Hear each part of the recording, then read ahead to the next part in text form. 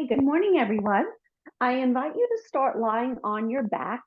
Have a block handy. You won't need it yet. Mine's handy behind me. So have a block handy. We're going to use that for some things. You only need a blanket under your head if you need a blanket under my head. When I lie down, I put it under my head so I can see the screen a little bit better, but this is not required. So, and I'm not going to lie down just yet. So just come to lying on your mat. And if you can tolerate just lying on your back, propless with your head on the mat, it's a great way to kind of take a screen cap of yourself and how your body meets the mat. Because if you notice, for example, if you're lying on the mat and you're comfortable and you don't really need anything under your head, that's pretty ideal. A lot of times we need things under our head for a number of reasons, including if our upper back is overly arched, that we definitely want padding under the head to take the pressure off the upper back.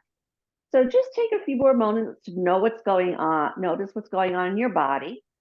Maybe take some small, slow turns of your head from one side to another, just to see if your neck is moving freely, or if there's any restrictions in the neck, which may be coming from the shoulder girdle, or even the tightness in the chest. They will be addressing a lot of that today because it was Valentine's Day. So we're going to be doing some back bending, help open.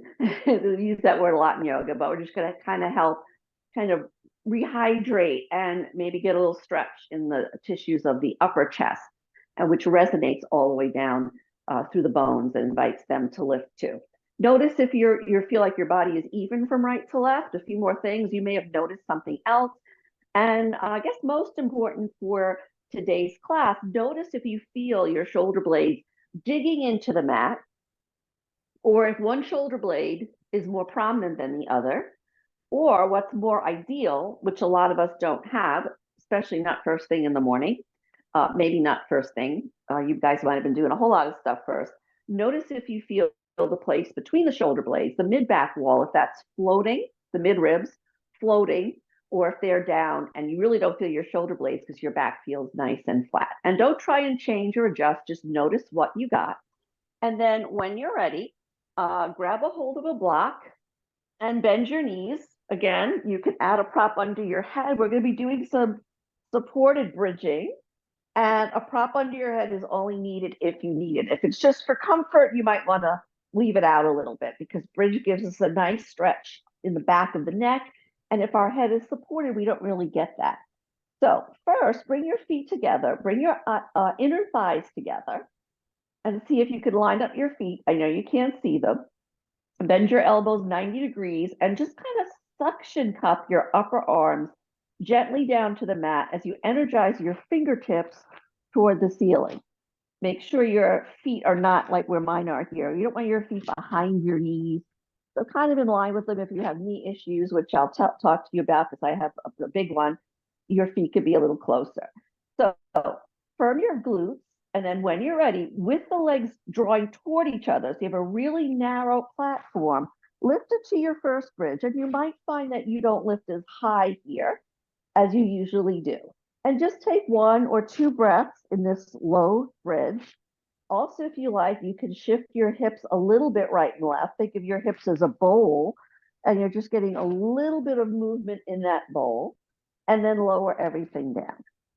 Take a breath there. Now, take a block. If you don't have one, you could use a book or just judge. We're going to just use this block to take our legs a little bit wider. I think blocks are like 3 inches. I think this is 3 inches here if you don't have one. And hug the block between the soft tissue of your inner thighs. Make sure you're not on your knee joints. And then again, take your suction cup arms down. So this is really going to feel nice and broad across the upper back. Energize your fingers. Find the outer and inner edges of your toes. Give a little tuck to your pelvis, pubic bone toward the belly button, and then lift up into a bridge. It doesn't have to be your highest bridge. I'm kind of low here in my bridge, but you can lift a little higher if you wish. And just take a couple of breaths here. You don't need to count them. We're just being here. And if it doesn't feel right, you come down right away. If it feels good, you stay where you are. Relax your jaw. It's hard to do that when you're talking. And then slowly lower down. Now, take a memory shot of where your legs are in relationship to each other when you had the block in there. You may even want to look and take your feet a fraction wider, but we're still not at the widest width, which will be the outer edges of our mat. Now, you could keep doing the robot arms, which I happen to prefer. It works better for me, but you could do a more traditional bridge arms. Let's set that up now. Take your arms down and then roll your arms so the palms and the elbow creases more or less face the ceiling. And you'll notice that gives you a lot more space in your upper chest, maybe even a little stretch across the collarbones. Now keep that in the upper arms, from the elbow creases down to the fingertips, roll that down. Find the outer inner edges of your feet. And then when you're ready, tuck your pelvis a little bit. You can start with a tuck on the ground and float your hips up. And you might notice as we do more a bridge and then another one that you have a lot more freedom to lift. Uh-oh, we have an intruder. This is my cat, Albus. Hasn't been in this room for like 2 weeks, but he wants to say hi.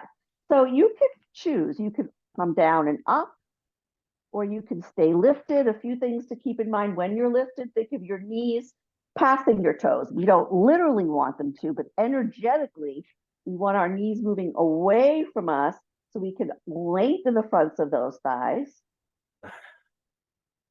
And then when you're ready, lower down. Oh, he's finished. He's bored. Take a breath here and do that really, really slow tip of the knees from right to left. Little windshield wiper. Restrain your zeal to do more because we will certainly do more. Now take your feet, pardon me. I was just going to remind you to all have water and I didn't bring mine. Take your feet as wide as the outer edges of your mat. It doesn't have to be quite that wide. So now we're at the widest width. And you'll see as we bring our feet from narrow to wider, the bridge might be a little different because it just accesses different muscles. Arms in robot shape or standard bridge, which is classic bridge, the way we normally do it, and lift up here. Don't make it all about the glutes. We want to firm the glutes and even tap them to make sure they're a little firm, but we want those thighs working. So if you think about your knees moving away from you, that will energize the fronts of your thighs a little bit. Relax your head down, relax the back of your shoulders down. So my belly always wants to pop up. So each time you exhale, you can just invite that to surrender down a little bit into the body. Good, good, good. And then when you're ready, slowly lower down. Take your arms in any position, maybe a little bit more relaxed, and just tip your knees really slowly right to left. So we're using the action of our legs, as you know, to create a very small twist. So just go a little bit further each time, if that's suitable for you. And then we're going to hold this twist on both sides. So you may want to use a block, taking your knees to one side. You could take a block or a rolled up blanket under the lower thigh. On the higher thigh, it would look like this. If you needed to pad that, you would have to bring the block kind of up to the tuchus. Good. And with your knees, let's say they're to the right, turn your head left. If you went left, that's okay. Just knees left, head right. And just take a subtle shift of your torso to get as much of your back touching the floor. And make sure your legs are relaxed. If you like to, excuse me, I'm so stuffy, I snorted there. If you'd like to take a bind, you can certainly do that. That is not working for me these days because I have knee issues and my knees don't like that. But we'll be doing other twists, so you don't have to go crazy with binding or anything like that, unless you want to. Take one more breath here. And then when you're ready, inhale your nose back to center and roll over to your feet. Before you do the other side, shift your hips back to center or a little to the opposite side. And just pause again. Notice how you feel. And then knees over to the second side. You can add props. Very more relaxing for the legs. And if you have knee injury, your knees like relaxed legs. So if you had to prop this leg, if you bring it low, like mine won't even barely touch. So you bring it pretty close to where your upper thigh meets the butt cheek. It may need to be angle a little bit, but that's how you prop that back leg. And then with your knees turned to one side, you could turn your head to the other and just find a way, maybe shifting your back a smidgen toward your bent knee side to make sure a lot of your back is down and supported. Relax your feet. Notice if your toes are moving. You know that notice if your feet want to do some more and the toes are wiggling, but just be present in this twist. Take another breath or two here. Everyone's breath pattern is different. Excuse me again. Bad yogi, didn't bring my water. And then when you're ready, release the twist. Take your block out of the way. Roll over to one side.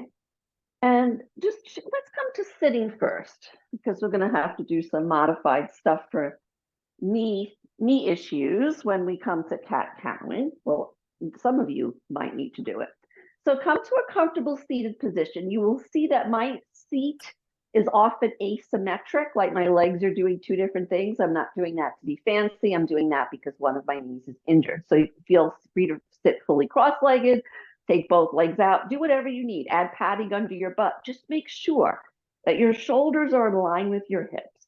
Relax your shoulders down. Nose straight out in front of you.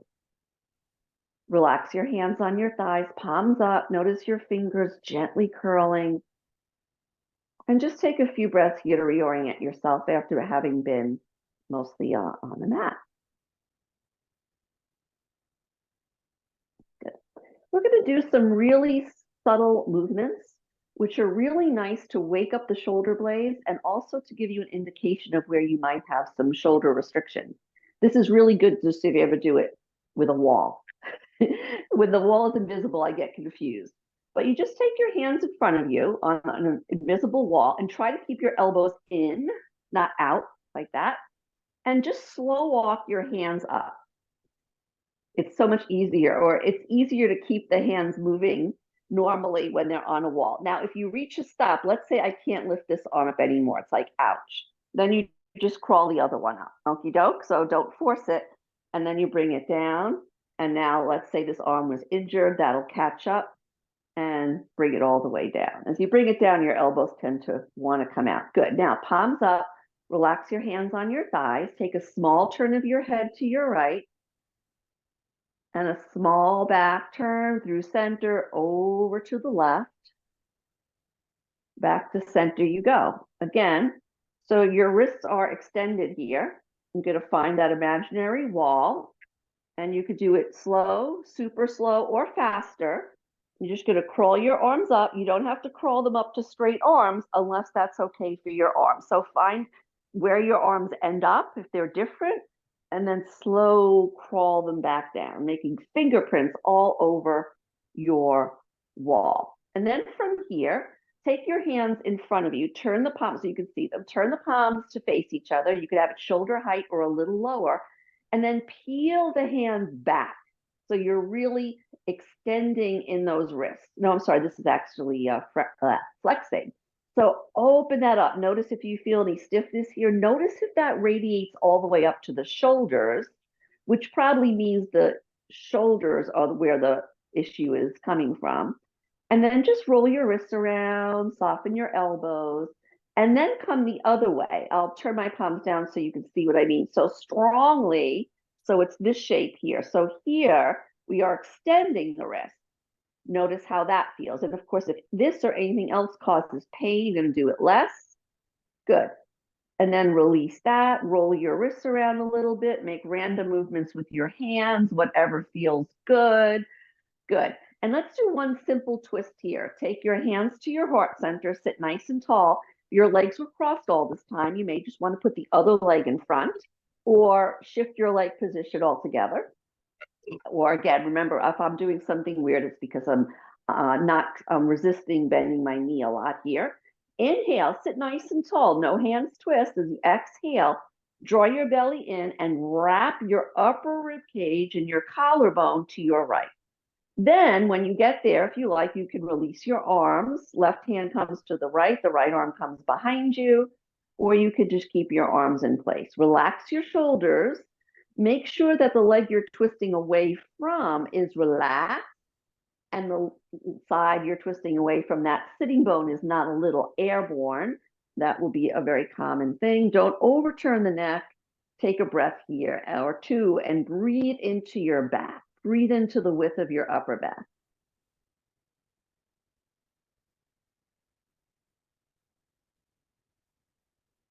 And then when you're ready, inhale your arms up, come back to center, switch your legs out again, bring your hands back to prayer pose. Inhale a breath here. Exhale, just using the movement in your ribs, not pulling with your arms. Take your twist over to the second side. Then you can keep your hands at your heart center or release them. You can see I'm bringing my front hand literally in front. I'm not crisscrossing. I like this because it really helps to keep the chest open. So once you bring the arm over, you could be hitting, the chest on that side. And if you're very voluptuous, you're going to be smacking into your chest. So feel free just to keep that here so you can feel the opening in the chest as well as the opening in the back. Take another breath here.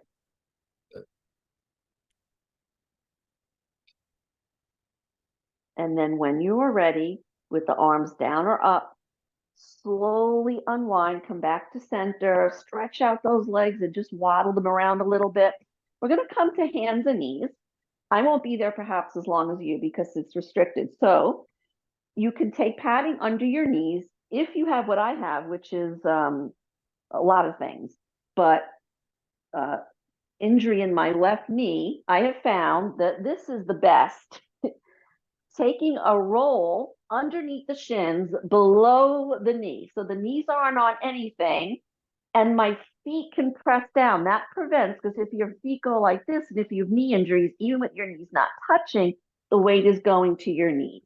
So you could do your cat-cow without any proppage, but this makes it workable for me. So your standard cat-cow is arching into a small back bend. I'm keeping it nice and small. I could go bigger, but then it's all about my low back and rounding, really stretching the back. Now, the modification for osteoporosis, which I actually, and this is frustrating, can't do because of my knees, instead of rounding the back, you lengthen your spine. I could do an inch of it by lifting up your hands either on your fingertips or on two blocks and slow dragging your hips back.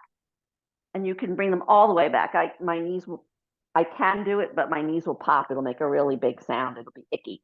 So you can come as far back as your body allows, and you're really getting a fantastic forward bend here without rounding the back, which is not good.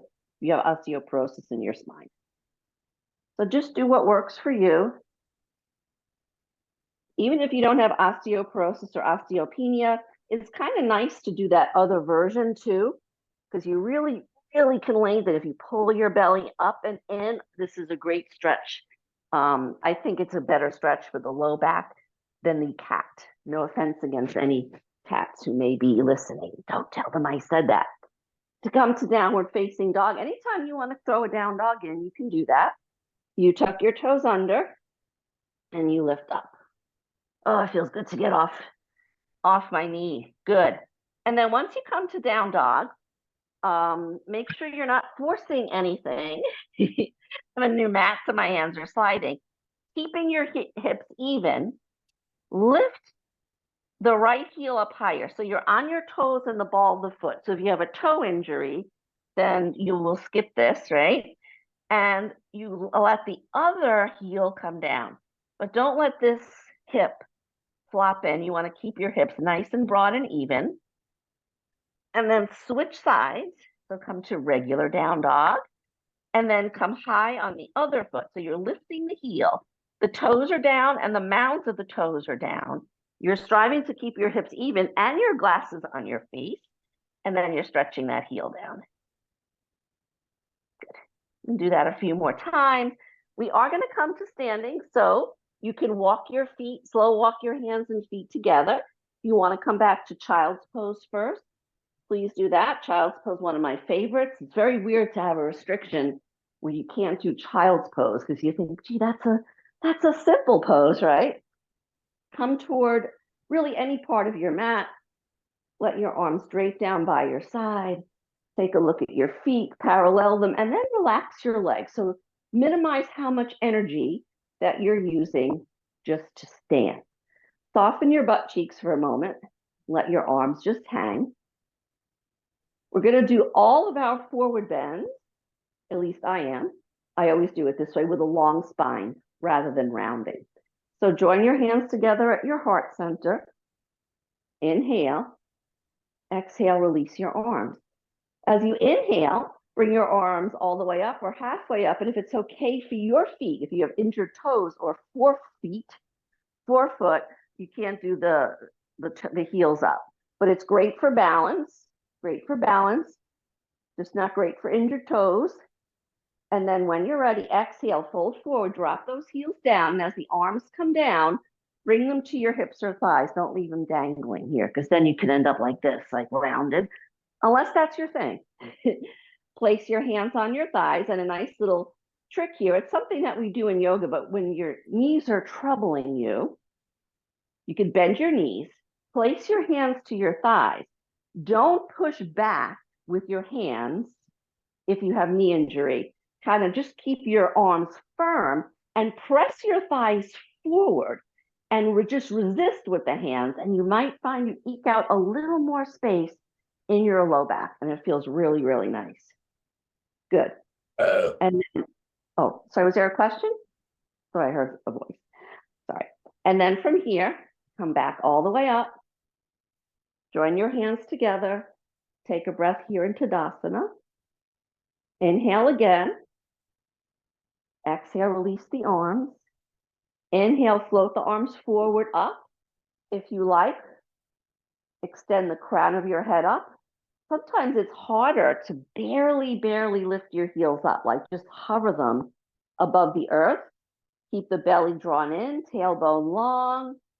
And then again, when you're ready, you could actually forward fold with your heels up if you wish, just so you know. And then the second time you come to the forward bend, you might find that you can go a little lower if that's appropriate for you. Now, if you can get your hands below your knees, it's not a challenge. Don't force them there, but it's the same thing. Don't push your legs back if your knees have any pain or injury. So you bend the knees, place your hands below the joint, and you can press your shins into your hands, and that gives a nice stretch to the low back. Oh, that feels so good. So you could always, again, bend the knees. You can always push the legs forward, but don't push the legs back for knee injuries. I promise I won't say it again. Just take as big a forward bend or as little as forward a bend as what suits you. Good.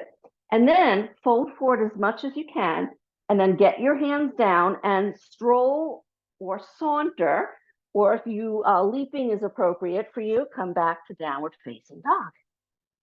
Good. If it feels okay, inhale forward to plank pose. Keep your arms firm like steel posts. Make sure you don't lower your hips too much because your low back will collapse. Good.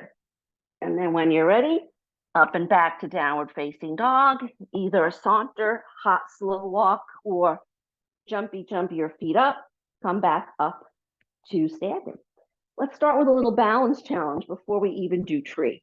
You need to go to a wall to have something to support you. Please do that. So standing on your right leg, just lift your heel, lift your opposite heel. Easy peasy, right? Maybe not. And then lift the heel up. So we're not doing official tree. And try and keep your hips relatively even.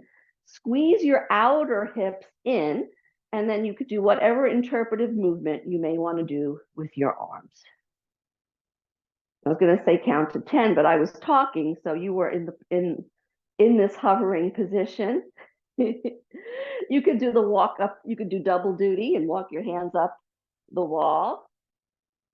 So just doing this, like while you're brushing your teeth in the morning, is really great. Take your feet wide and just come back and forth between the sides.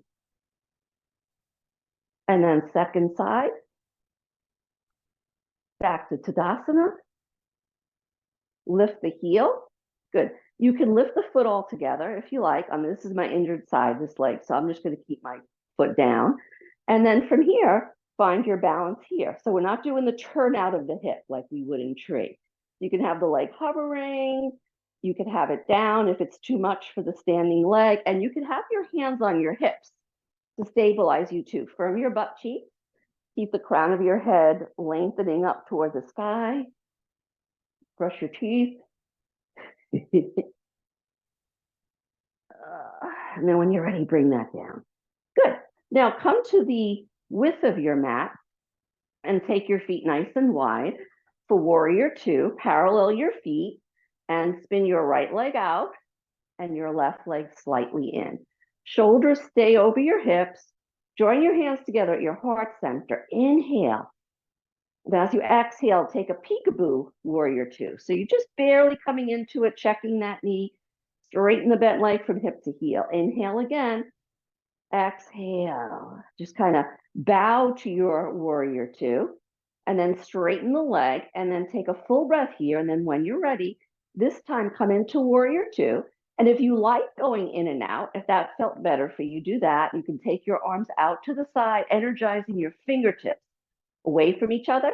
If you want to do some of those arm movements, wrist things, you could extend your wrists. No, this is flexing. Sorry. Huh. If that feels good or not, you could point your wrist down. You could have your arms a little lower. You could bend your knee more or just less.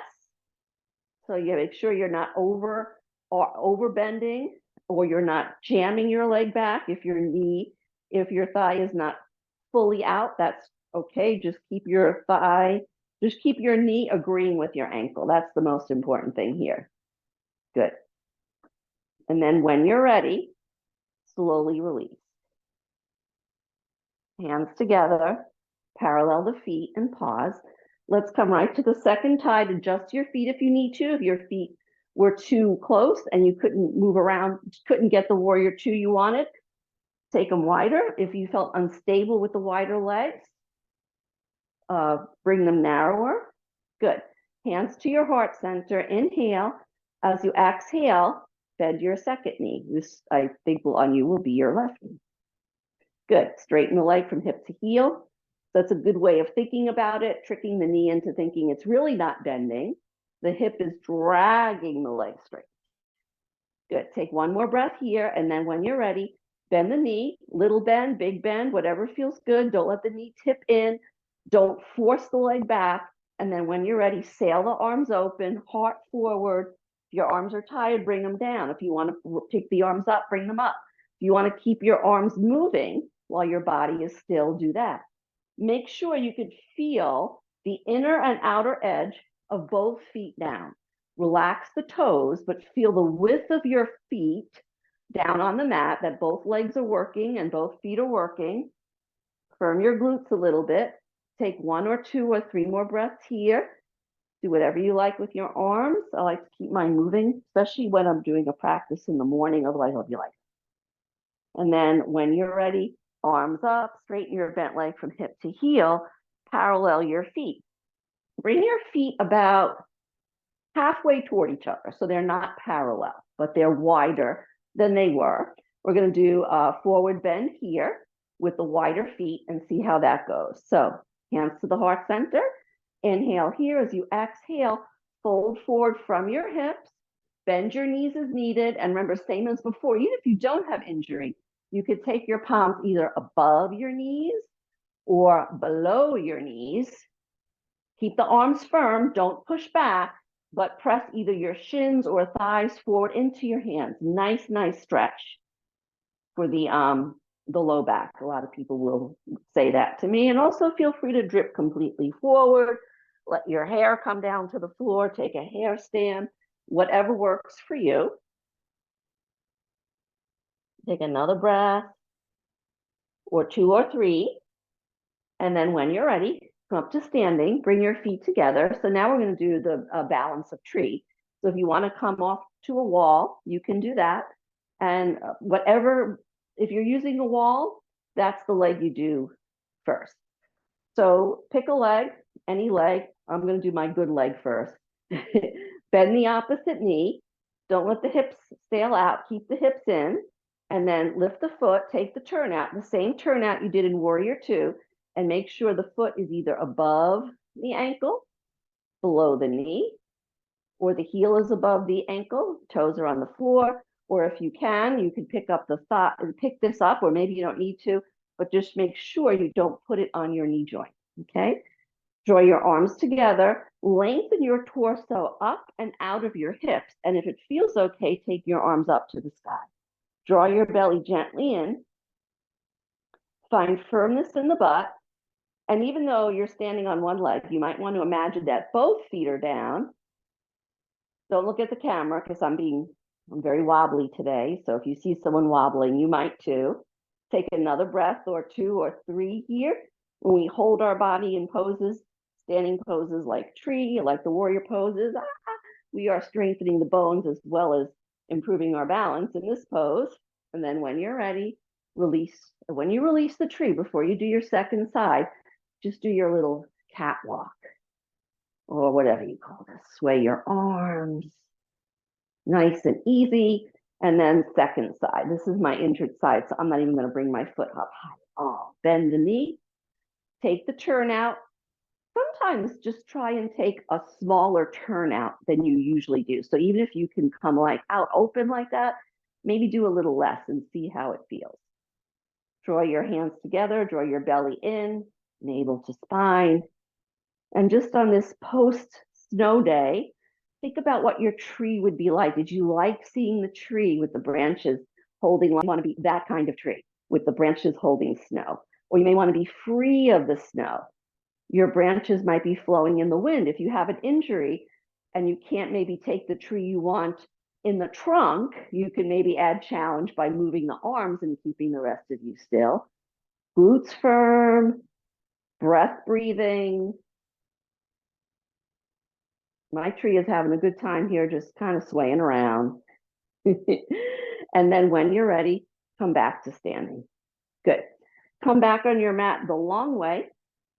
We're going to go to down dog. And then from there, we're going to lower. Since we're doing back bending, we did bridging, but we want to get some cobra variations in. So hands to your heart center, inhale. And as you exhale, forward fold. If you like hopping, if that's in your practice, feel free to hop back. Feel free just to step back into downward facing dog.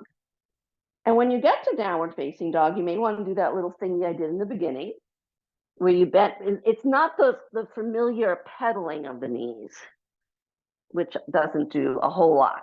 It bends one knee, lift the hip up, and you sink the other heel down, gets a nice stretch in your calf. So you can do that on both sides. If you're interested in doing a plank pose, you can inhale forward to plank, gaze in front of the mat, back nice and long, belly pulling in, and then back to downward facing dog if you wish. And then for coming to cobra, you can either do knees, chest, chin, which you can't do, bend your knees, thigh, pelvis, belly, or if you like, you can come to the plank and lower down through high push-up position, which is actually really nice when you have a knee injury, even though it's harder. And then just come to lying on your belly for a moment and just make sure that your feet are down on the mat. So you may have to adjust your position a little bit. Excellent. Now from here, let's do a modified arm position for our first one. And if you have wrist injury, you could do this version the whole time. So you have your forearms down. And the fingertips are not going to be back here because that will bring our forearms up. So you're going to bring the forearms down. If it's comfortable for you on your floor, you can even go wider with the arms if you like. Bow your forehead down. And then tuck your pelvis underneath you. Bring the pubic bone toward the belly button. Lift each leg a fraction, get them nice and long. And then isometrically pull your arms back. So energetically, your arms are pulling back as you lift up to this variation of cobra. Make sure that you feel the opening in the chest, not pulling, not yanking. Firm your glutes, press your legs down. Turn your head to one side, back through center, through the other side, and then lower down. Bring your arms in front of you, rest your head down, excuse me. And if it feels good, bend your knees and do your upside down windshield wiper. If this doesn't feel good for your knees, then don't do it. second back bending pass here. So if you like having the forearms down, keep that. Otherwise, for your regular cobra, palms down, our elbows will flop out like this. We want to just hug them in enough so we feel width across the collarbone. They don't have to be pinching each other, okay? Lengthen the legs, tuck your pelvis under, give your butt cheeks a little hug, and then as you inhale, keeping your spine long. I know, and sometimes I like to move very subtly. I kind of hope you can't see it because then it's not subtle. I move my chest a little bit right to left, like a hypnotized or hypnotizing snake, and come up to cobra with no arm strength. So if you take your arms up and if you lower, that means you are using the arm strength to hold you up, which is okay. We can do that on the next one. But really tuck that pelvis. Stretch the thighs. Imagine your toes reaching away from your knees and your lower thighs reaching away from your hip creases, nice and open. Turn your head to one side. Let's all turn, whatever side. Sorry. And lower your head down. And keep your arms in position, but just let your body go soft. So then you can sort of see how you were working almost your full body. When you feel the legs relax, the arms relax, the tushies, your tushies relax. And that just shows you that you were working a lot of you when you created that back bend. And then when you're ready, bring your head back to center, either the cobra arms or bring the forearms down for the modification. Retuck. It's always good to tuck your pelvis under you so you can make sure that the back stays nice and long. And when you're ready, no arm strength, lengthen your legs. See if you can press all of your toes and the whole width of the top of your feet down. Lift up here. Now, if you want to come a little higher using arm strength, you can do that. But just make sure that you're not sinking into your low back. As you're lifting up, you push the arms down and think of the upper chest, the sternum coming forward, kind of not straight up because that'll crunch your back. Ow, don't do that. So the sternum, is traveling forward and up. Good.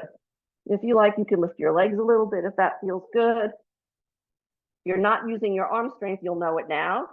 You can reach your arms back, kind of like a little locust pose. And then when you're ready, come all the way down, take your feet wide, and without bending your knees, do a little windshield wiper, but instead of you can start with your legs. So here our legs are initiating this little swaying of the hips. But you can also do this initiating from the hips. So you're swaying the bowl of your hips, which might lead to a little movement in the legs.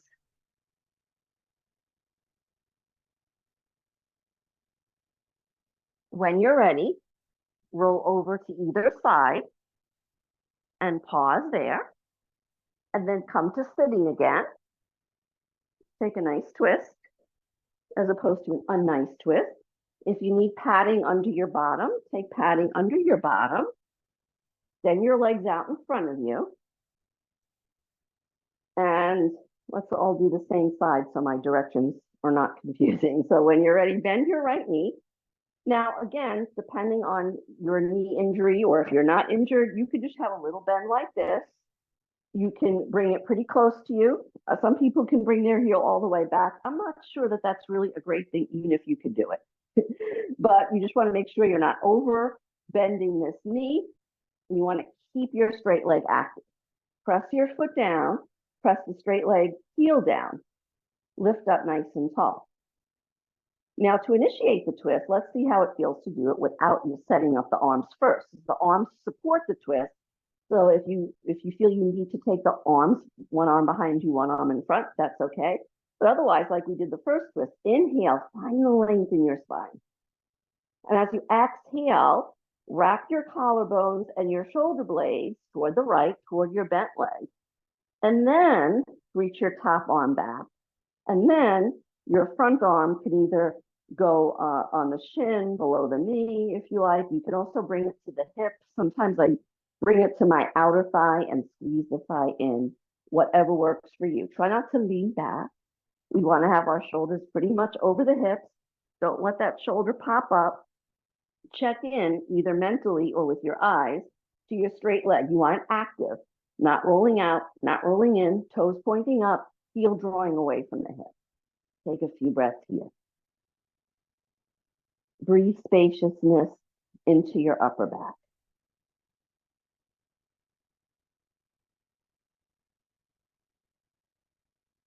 Breathe spaciousness into your heart. I mentioned in the beginning, if we go right over and we're smushing the chest, I find I feel less spacious in the chest. So I kind of like to give my chest room to breathe. On the next exhale, if you could feel like you like to twist a little more, bringing the energy a little lower into your rib cage rather than staying on the top of the rib cage, do that. You could use your arms to assist, but try and keep most of the energy of the twist coming from what we're twisting, the spiral staircase of our spine. And when you're ready, slow release. Before you come to the other side, you're going to take your feet wide and flop them in and out a little bit. You want to roll your wrists a little bit. And then when you're ready, bend your left knee. And depending on your knee injury, maybe your knee doesn't want you to bend that knee any further. Energize your other leg. Sit nice and tall. You could interlace your hands around your front leg shin to help you sit tall. And again, you could initiate the twist with the arms in place. Or you could bring the hand to your chest. It feels sometimes, if you haven't done it this way a lot, it feels like, how am I twisting without my arms? Inhale, lengthen. And as you exhale, wrap that beautiful upper spiral part of your spiral staircase spine. And then when you get there, add the arm. So the back arm is kind of like a second spine there behind you. The other arm comes over to the opposite leg in any way that is comfortable for you. Check in with that straight leg foot. I felt mine getting ready to just kind of flop out, so I just gave it kind of a side eye here. Press through your straight leg heel and inhale. Take a few breaths here. Breathe into the spaciousness of your upper back. But also breathe into the openness of your chest.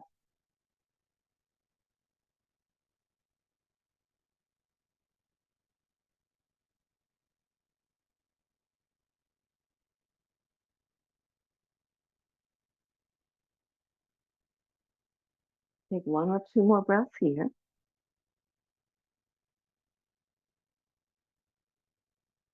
And then when you're ready, unwind your spine. We're not up to Shavasana yet, but we're going to get there soon. So what I suggest is to get everything you'd like to have for Shavasana and have it nearby, including water. Have a block or a similar sized, you could also use a blanket for this. I'll use a blanket, or I'll even use a towel so you don't feel, no need to feel deprived if you don't have home yoga props. We did bridge in the beginning of class, and now we're going to do a supported bridge. So I folded, this is a regular old, really old beach towel. So it's not that high. It's actually a little less high than a block. So if I were doing this, if I was experiencing the class more than teaching it, I would stack 2 blankets here. So come to lying down when you're ready, padding under your head if you need to, but if you don't need it for bridge, it's less than ideal to have the padding. And then take whatever prop you're using in front of your glute and then lift up. So you'll see with this blanket, I'm really not getting much of a lift, but just so you know, you can stack blankets to get a lift. But I'm going to come back to a block. So start with your block at the lowest setting. You can always bring it up to this setting, but I find that this area of the block is really doesn't feel good on my spine. So that's up to you. Make sure that what's on the block is the center back of your pelvis. So if you reach underneath you, you should feel your lumbar spine, your low back curve on the head side of the block. That doesn't need to be on the block for bridge pose. So just take a few breaths here. We're going to add another piece, and that will involve a little shift of the block. If you feel that you want to go higher, feel free to press into your feet and lift up and turn the block in a different way. I haven't done this in a while. That's not so bad. I have broad hips, so I don't really like being on this narrow edge of the block, but I kind of like it today for some reason. Maybe sometimes when you haven't done anything in a while, it's like, oh, this isn't as uncomfortable as I remember it. Soften your belly down. Make sure your legs are comfortable. And take a few breaths here. So we're just getting this toe-free bridge, the nice opening in the chest, which is really important to create openness and spaciousness. I'm doing a lot of that this week for Valentine's week. I'm making it a whole week. And just try and let your body go kind of soft and mushy just for another couple of breaths here. Easy inhale, smooth exhale. Do keep your legs active enough so they don't spill out, because that could arch your low back, which we don't want to do. So keep the outer edges and inner edges of your feet just gently snuggling down toward the mat so you don't tip. Now, if you'd like to add a little leg lift here, bring your block to the starting position, or if you were using a blanket, you don't need to change anything. But before you lift the legs, it's just a little trick, take the block a little bit further up the direction of your head, like an inch. So it might be uncomfortable in your low back for a moment, but lift one leg up and then the other. But when we have either one or both legs up, if we don't pull the block a little further back, then we end up kind of teetering. And I've seen this in 20 years of teaching. I'm not going to do it because it hurts. Like the legs are forward and the low back is like digging into the edge of the block. So here, my back is still supported, and I can feel a little bit of that edge of the block, but it doesn't hurt. And I'm not tipping my legs over. Relax your legs. Soften your knees. You might come to a sweet spot where your legs just are suspended there, and you don't have to do anything. They could be a little bent, they could be a little wider. You could turn the toes in. Just make sure your back feels okay. If any movement you made or didn't make on the block didn't serve you. But here we want to have, again, when we lift our legs up, we're kind of tilting the spine a little. We're shifting the spine. We're not tilting it. So you just want to feel that you're really supported. You could have your legs up and your knees bent.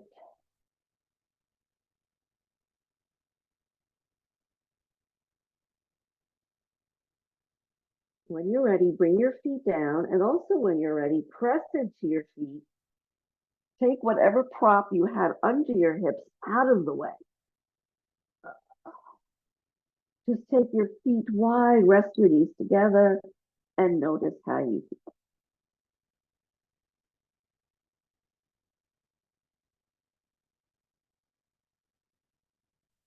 And then bring your feet to parallel. Take your right leg, draw it into your chest. You don't have to jam it in. Try and keep your hips even. Relax the lower leg. Unless you have an injured knee, if you have an injured knee, you might have to keep it in a right angle. And gently hug your right thigh toward you, but with the left foot glued to the floor. Imagine that your left knee is sailing toward your toes. So we're looking here to kind of lengthen the thigh of the leg that's in front. Give your pelvis a little tilt here. So tucking his pubic bone to the, give it a tuck. Give it a tuck. Bring your pubic bone toward your belly button here. See how that feels in that thigh of the left thigh, the foot that's on the floor. It might add to the stretch a little bit. And then switch. Bring your other leg in. So if you have a knee injury, you might have to keep it at a right angle. And then you're going to draw the thigh in, relax the foot or keep it flexed, your choice. And then if you like to add this other little idea, thinking about lengthening the tissue of the opposite thigh, tuck your pubic bone toward the pelvis, and imagine your knee of the leg with the foot on the floor is sailing past your toes.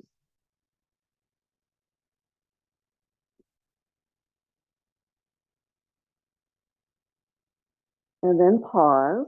And then you can bring both legs in. Oops. Sorry. I may have lost the sound there for a moment. And if you like, you could just hug into your chest, or you could come to happy baby, taking your knees wide. Rest. I like to rest my hands right above my knees, like little platforms when I do this. I don't know why, but I just like that. You can pull your toes down toward your knees. You can rock a little from side to side, just a little bit. So don't come clean on off the pelvis. Keep a little bit of your pelvis down is usually better for your SI joint, so you're not like flinging them up. Bend your knees as much as you like, or keep the legs straight.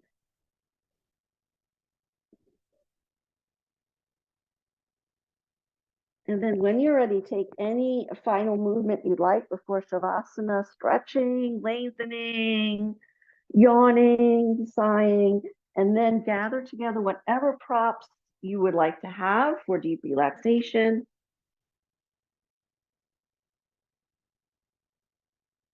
Blanket under your head, blanket to cover you.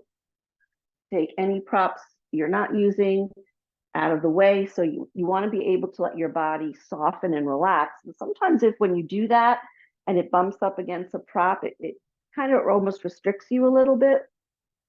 You should make sure you're nice and cozy. And all the activity you invited in your body is coming to an end at the end of your practice. And from head to toe, invite your body to let go. Surrender the weight of your head downward.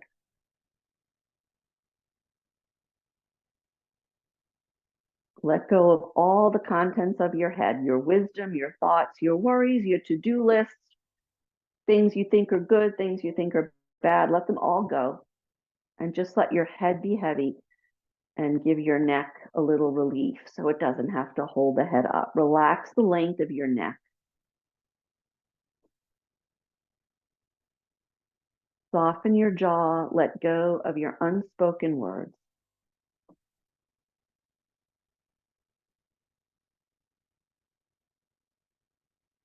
Relax your shoulders down one at a time. Breathe the shoulder down, then breathe the other down on an exhale. Invite your arms to let go from your shoulders to your elbows, from your elbows to your wrists, your palms, and each finger of each hand.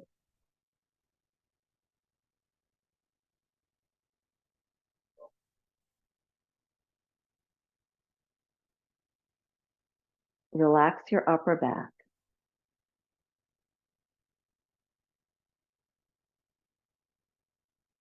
Surrender any burdens that you carry.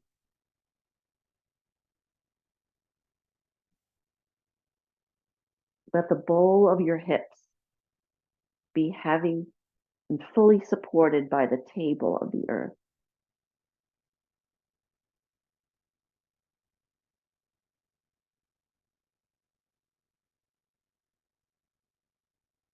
Relax your right thigh. Let the bone, the long bone of the thigh, the longest bone in the body, invite that bone to just be encased in a bunch of mushy muscles. We have huge muscle and powerful muscle groups in our thighs. Invite them to be like mush, and the femur bone just kind of resting in the middle of that mush. Travel down your right leg and do the same thing for your lower leg. There are two bones here. Invite them to be really relaxed and cushioned into the softness of the muscles and tissues that surround them.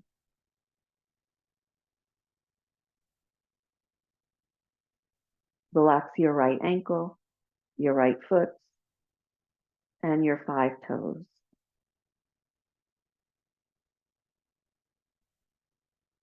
Notice if the right side feels a little more relaxed than the left side now, and let's even that up. Make sure your butt's still relaxed, your belly soft, and invite that long, long bone of your left thigh to surrender its weight So the muscles don't need to pull it anywhere to move it. Invite the muscles and all the tissues in that left thigh from above the knee to below the hip. Imagine them really soft and the thigh just cradled in that softness. And then below your knee, invite the two bones of your lower left leg also to be cradled in the softness of the muscles in the fronts of your legs, the side of your leg, your inner lower leg, and often a very tight place, the back of your lower legs. Invite your legs to be pillow soft and let your bones just take a little sleep for another minute or two. Relax your left ankle and all of the toes on your left foot.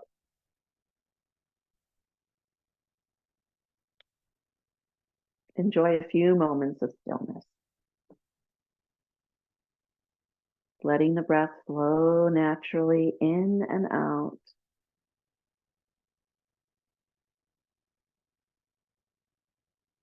If distracting thoughts of any kind arise, just allow them to gently be swept away on a very, very soft wave of breath.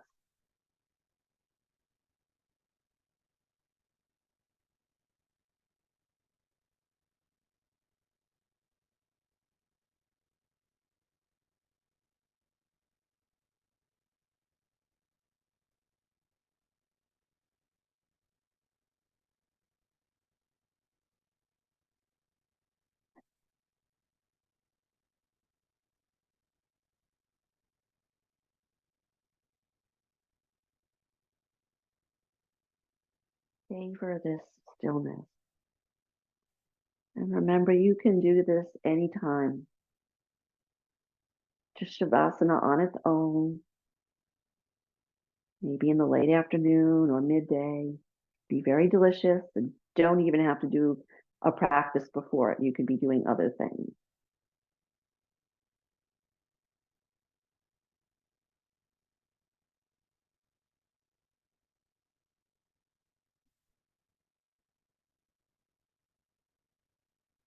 In a few moments, I'm going to invite you to come out of Shavasana. Remember, since you're doing this at home, you could take a longer one. But before you shift or move, see if you remember that snapshot you took of your back when you were lying on your back before you started your practice. And notice if you feel any different. Notice if more of your back is connected. I had pointed out the shoulder blades. Did you feel one shoulder blade more prominent?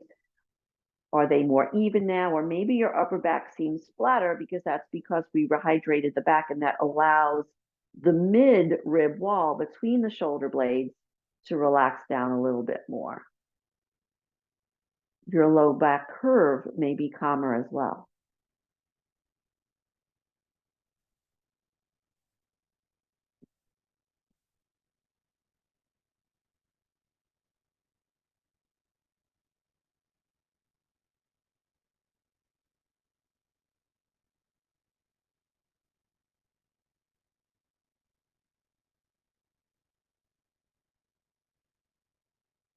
When you're ready, and only when you're ready, bring your awareness back to your breath. Bring your awareness back into your limbs. Keep them light, but maybe make some small movements. Maybe turn your head slowly from one side to another and noticing if it feels a little looser than it did earlier in your practice. And going at your own pace. Bend your knees, ease your way gently over to one side. Stay there on your side. If you'd like to end your practice sitting, take a few breaths on your side first, and then come back to a comfortable seat of your choice.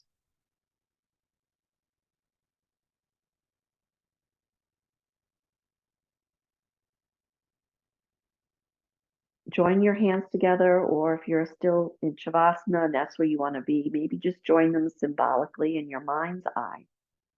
Draw your hands to your heart center, lift your heart up, bow your head down. Om Shanti, Shanti, Shanti. Om Peace, Peace, Peace. Namaste.